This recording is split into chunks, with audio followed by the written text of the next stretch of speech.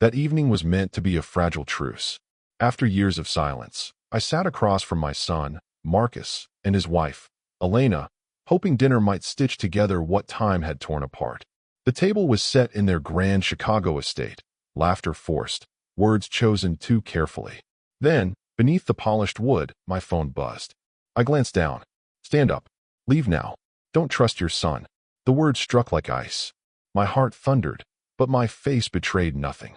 Without hesitation, I slid the phone back into my pocket, rose quietly, and excused myself. I didn't ask questions. I didn't wait for an explanation. I walked away. Before we begin, make sure to subscribe to this channel as we share fresh stories daily. Also, let us know where you're watching from in the comments. Enjoy the story. Half an hour later, the still night shattered. Red and blue lights spilled across the glass walls of the mansion, sirens wailing as police stormed the gates. I stood in the shadows, breath caught in my chest, realizing that my obedience to that cryptic warning had spared me from a fate I could not yet name. The nights were always the hardest. I'd come home after closing the garage, the air clinging to me with the familiar mix of oil, grease, and metal. It was the smell of my life's work, a scent I had grown used to, maybe even found comfort in. But when I stepped into my house, the silence always struck deeper than the ache in my bones. That evening in Detroit, the silence felt heavier than usual. I sat at the dining table, staring at the plate of food I hadn't touched. The hum of the refrigerator was the only sound keeping me company. My eyes drifted, as they often did, to the framed photograph beside me. Marcus, my son, his cap tilted proudly to the side, his grin stretched wide on the day of his college graduation. I remembered how I had clapped until my hands stung, certain he was on the path to a bright future. That smile had been the last real light between us.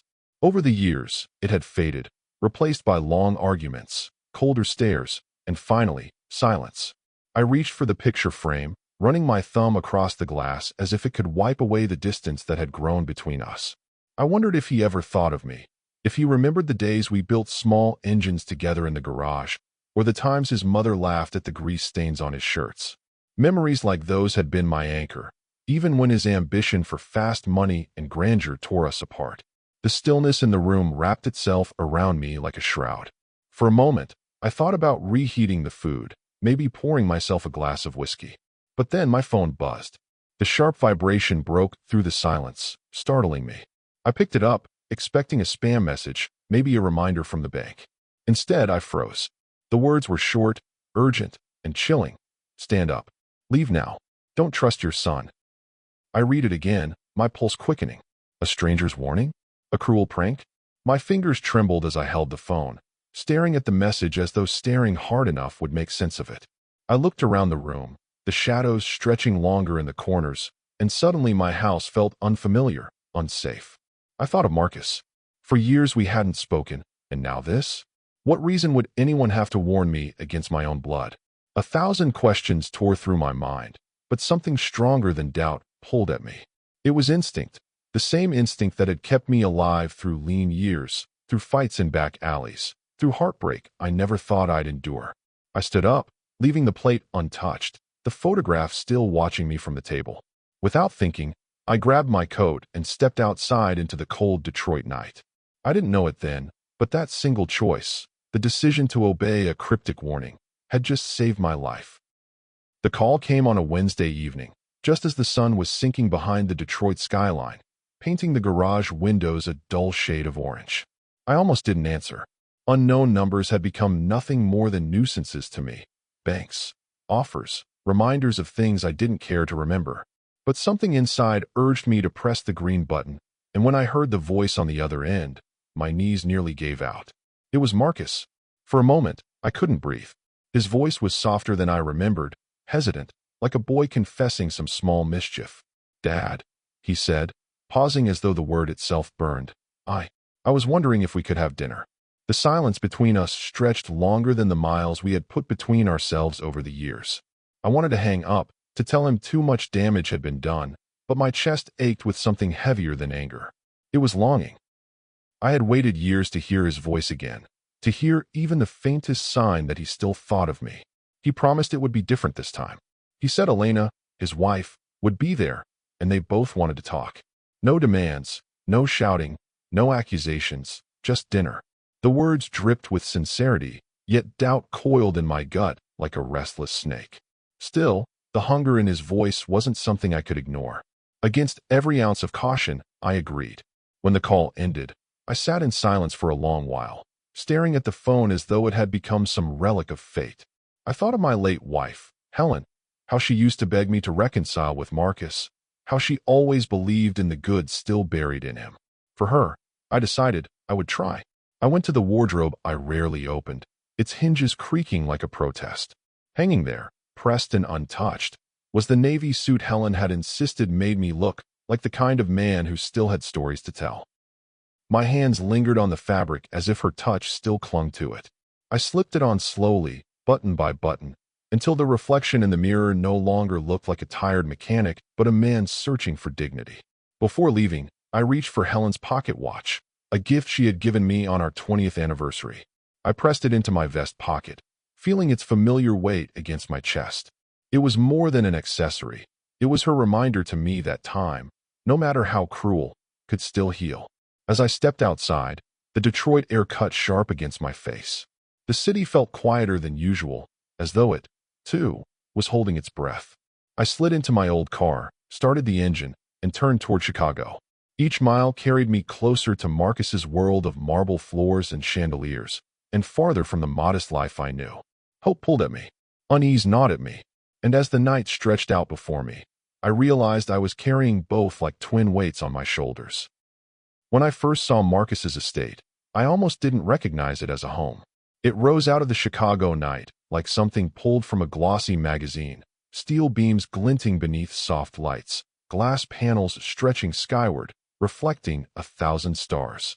My modest house back in Detroit could have fit into its foyer. I parked at the end of the long driveway, staring up at it, and for a moment, I wondered if I even belonged here. The door opened before I could knock. Elena greeted me, her smile polished, her embrace warm yet calculated, like a politician kissing hands on campaign night. "Raymond," she said sweetly, her voice carrying just enough affection to mask the chill beneath. Her perfume lingered in the air as she led me inside.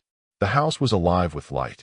Chandeliers sparkled overhead, spilling gold across marble floors so clean they mirrored every step I took. The air smelled of rosemary and roasted lamb, a scent designed to disarm, to comfort. And there, waiting at the head of the table, was Marcus. My son looked every bit the success story he had always chased. Crisp suit, confident posture, a smile painted carefully across his face. He rose, embraced me lightly, then guided me to a seat as if this were the reunion of a lifetime. For a fleeting moment, I let myself believe it. Maybe, just maybe, this was his way of mending the broken years. Dinner began with laughter, small talk about work, about the city, about Elena's new projects. The wine flowed freely, poured into crystal glasses that glittered like jewels. I watched Marcus carefully, memorizing the way he laughed too quickly, the way Elena's eyes darted toward him as though checking if she was following a script. It was a performance, I realized, and I was the lone audience. The shift came quietly, almost invisible. One moment, Marcus was asking about my health. The next, he was speaking of succession. The word landed like a stone in my chest. Elena leaned in gracefully, her tone smooth as she spoke of planning for the future. Marcus slid documents across the table, their crisp edges sharp against the polished wood. Power of attorney. Asset transfers. Safeguards, he called them. Insurance for the family legacy. I stared at the papers, their ink so fresh I swore I could still smell it. My smile stayed faint, my hands steady, but inside, my heart tightened. This was no family dinner. This was a transaction dressed in silk and candlelight. My son, the boy I had once taught to ride a bike, was now negotiating my life across a dinner table as if I were no more than an obstacle to be managed. I lifted my glass but did not drink. Instead, I looked at Marcus, really looked at him, and I saw it then. The charm, the warmth, the illusion of family, all of it was a mask. Behind it lived hunger. And in that moment, I understood. This was not a reunion. This was a trap. The crystal stem of the wine glass felt fragile in my hand as I lifted it, trying to match the rhythm of laughter around the table. The roasted lamb still lingered on my tongue, the scent of herbs and garlic rich in the air, yet something in me resisted tasting the wine. Then, just as the glass brushed my lips, I felt the vibration in my pocket. I slipped the phone out, shielding the screen from Marcus and Elena with a practiced hand. The words glowed back at me, sharp as a blade. The drink is poisoned. For a moment, my breath caught in my chest. The glass hovered in my hand, heavy now, almost unbearable. I lowered it slowly, setting it back against the tablecloth with careful precision. Across from me, Elena's smile seemed stretched a little too wide, her eyes glinting in the candlelight with something I couldn't name. Marcus's gaze, steady and unblinking, bore into me. I knew then that I was being watched, not as a father, but as prey. The air grew heavier, the laughter more hollow. My heart hammered as I excused myself under the guise of needing a moment. The hallway outside the dining room was darker, quieter, the hum of the grand house settling into stillness. It was there, in that narrow corridor lined with portraits and polished wood, that I felt a hand tug at my sleeve. It was Rosa, the housekeeper. Her eyes darted nervously toward the dining room before she leaned in, her voice a hurried whisper. "Senor Cole, listen. They mean you harm." Her words spilled out in fragments, trembling as though each one carried a weight that might crush her. Forged signatures, documents prepared without my knowledge, plans already in motion to strip me of the garage, the house, everything I had worked for. My stomach clenched as the pieces began to fall into place. Marcus's sudden invitation, Elena's warmth, the insistence on documents at dinner. Rosa's hands shook as she reached into her apron and pulled out a small flash drive. She pressed it into my palm with such urgency that I closed my fingers around it without thinking. "This," she whispered, her voice cracking, "this has proof. Everything. The transfers. The accounts. You must protect yourself." Her eyes met mine then, wide with fear but burning with a kind of desperate courage. I realized she was risking everything by warning me. The metal of the flash drive felt cold against my skin, yet in that moment it was the hottest truth I had ever held. My throat tightened. This wasn't just about greed or inheritance. This was a trap laid carefully, baited with sentiment, designed to make me surrender everything I had built with my own two hands. I slipped the device into my pocket, the weight of it settling like a stone. When I straightened, I knew one thing for certain. I was no longer a guest in my son's home. I was a target. When I returned to the table, my hands did not betray me. They were steady, controlled, as though nothing had passed in that shadowed hallway. But beneath the calm surface, I was burning. Rosa's words echoed in my head, and the cold weight of the flash drive pressed against my pocket like a hidden heartbeat. Marcus greeted me with a grin that looked rehearsed. "Dad, there's something important we need to finalize tonight," he said, sliding a stack of documents across the table with deliberate ease. His tone was sweet, coated in care, but I heard the hunger beneath it. Elena's eyes followed his every move, her smile poised, encouraging, as if she were playing second violin in a symphony of deceit. I lowered myself into the chair and glanced at the papers. Legal jargon swam across the page, paragraphs about transfers, guardianship, and authority. My name inked at the margins, waiting for my signature to surrender everything. I kept my face composed, lifting my eyes to Marcus as though I were merely a tired old man trying to make sense of complicated matters. "Succession?" I asked, letting the word roll off my tongue slowly. "Power of attorney?" I tapped the edge of the papers with one finger, feigning confusion. "Why the rush?" Marcus leaned forward, his smile widening, though his jaw tightened at the question. "It's for your protection, Dad. These days, with fraud, with scams, you need someone you can trust to handle things. I'm your son. Who better?" His words were dipped in honey, but every syllable stung like poison. I nodded thoughtfully, buying myself seconds, minutes, anything that could stretch the clock. "It's been years," I murmured, as though lost in memory. "Funny, you never wanted to handle the garage when you were younger." My words were bait, disguised as nostalgia. I wanted to see his reaction. Elena laughed lightly, but the sound rang hollow. "Times change, Raymond. We all learn what matters eventually." I smiled faintly in return, but my mind was racing. Every detail mattered. The sharp crease in Marcus's suit, the flicker in his eyes whenever I delayed, the way Elena's hand rested just a little too firmly on the table, steadying herself. They wanted this over quickly. They wanted me bound in ink before I had time to breathe. Inside, fury roared. The son I had raised, the boy I once cradled in my arms, was now cornering me at a dinner table, treating my life's work like a carcass to be divided. Yet, I swallowed the anger. Rage would not save me. Patience would. I asked questions I already knew the answers to. I traced sentences with my finger, pretending to struggle with comprehension. All the while, I memorized everything. The phrasing, the signatures, the small tells in their faces. Rose's evidence burned against my chest, a reminder that I was armed, though silently. Behind my calm gaze, the storm gathered. They thought they were leading me to surrender. But I knew, with every breath I took, I was preparing for war. The courthouse smelled of old wood and dust, a place where time seemed to linger in every corner. As I sat there, waiting for the trial to begin, I felt the weight of years pressing down on me. This was not where I ever imagined I would face my son. When Marcus was young, I pictured cheering for him in lecture halls, clapping for him in boardrooms, standing proud at his achievements. Instead, here I was, seated beneath the vaulted ceilings of a Chicago courtroom, watching my own flesh and blood stand accused of crimes too heavy to name without shame.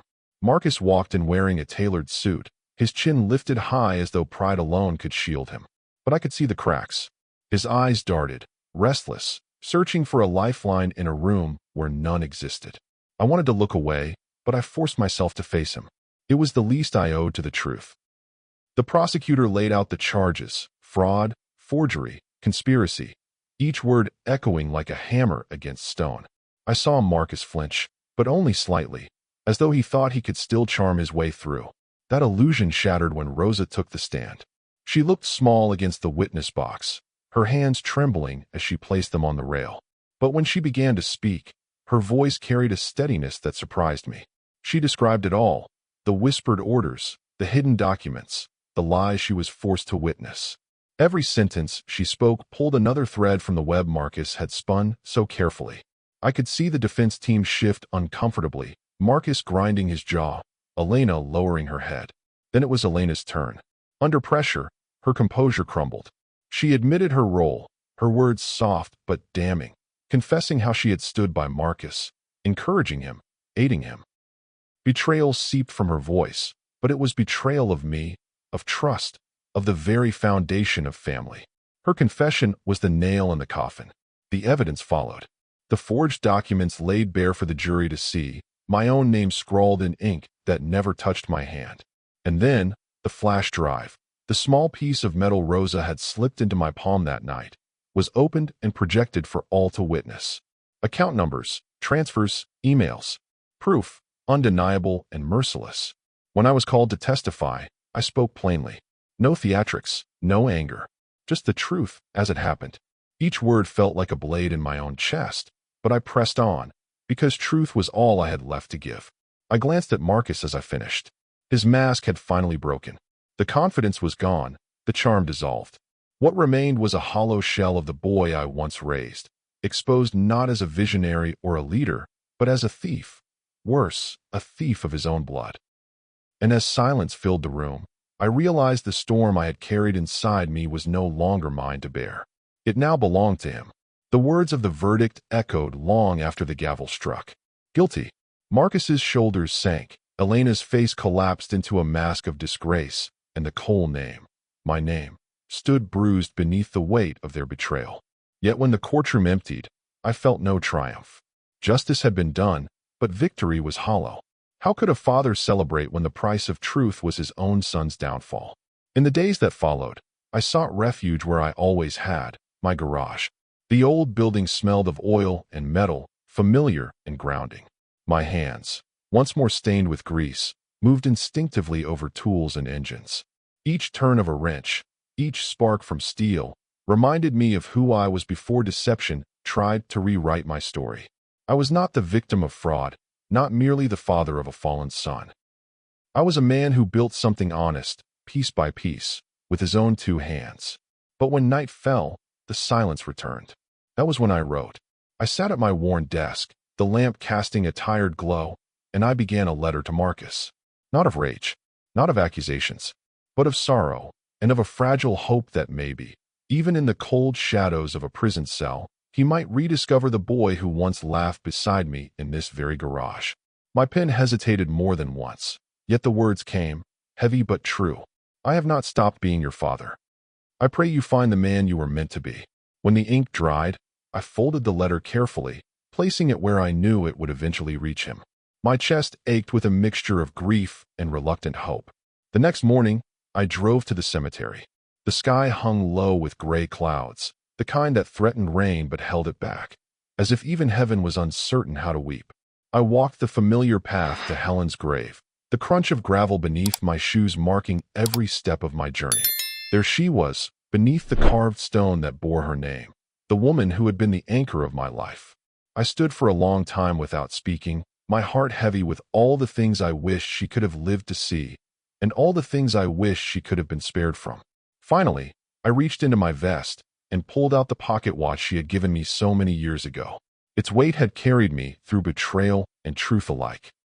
I placed it gently on the stone, my fingers lingering on the cool surface. Truth always outlives lies, I whispered, my voice breaking as the wind carried the words into the air. And in that moment, standing in the quiet ruins of betrayal, I found something I hadn't felt in years. Not triumph, not joy, but peace. If you enjoyed this story of Raymond, Marcus, Elena, Rosa, and Helen, don't forget to like, share, and subscribe for more powerful storytelling.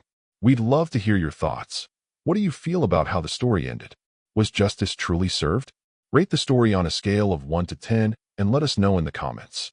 Also, drop your location and tell us where you're watching from. We want to see how far this story has traveled.